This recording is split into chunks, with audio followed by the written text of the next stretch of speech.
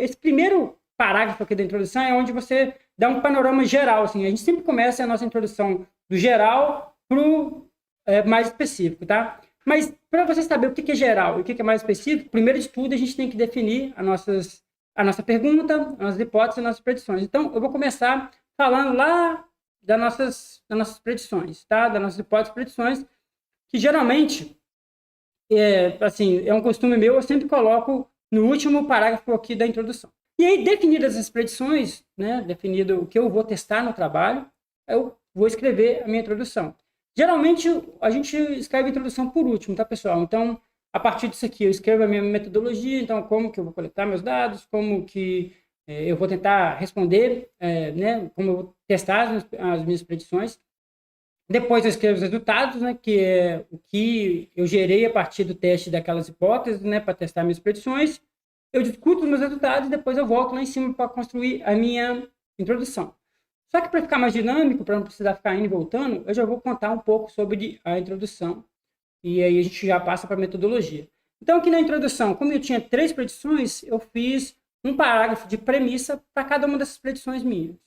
E aquele primeiro parágrafo era um parágrafo geral falando ali, né, das características gerais do que acontece do impacto que as áreas de empréstimo podem causar em ambientes lóticos, que são córregos, rios, enfim.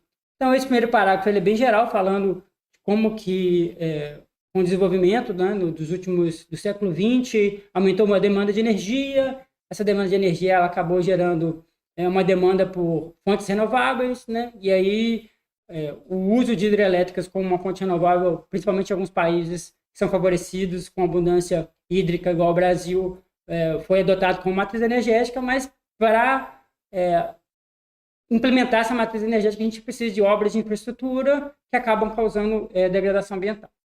E aí depois eu falei um pouquinho sobre cada uma, né, dando uma justificativa, na verdade, construindo uma premissa com a parte teórica, falando um pouquinho de cada uma das predições. Então, eu falei um pouco de como que o impacto ele altera a geoquímica como essa entrada de sedimento eletrônico altera a geoquímica do ambiente, como que os processos erosivos eles contribuem para o assoreamento de córregos na bacia, como que também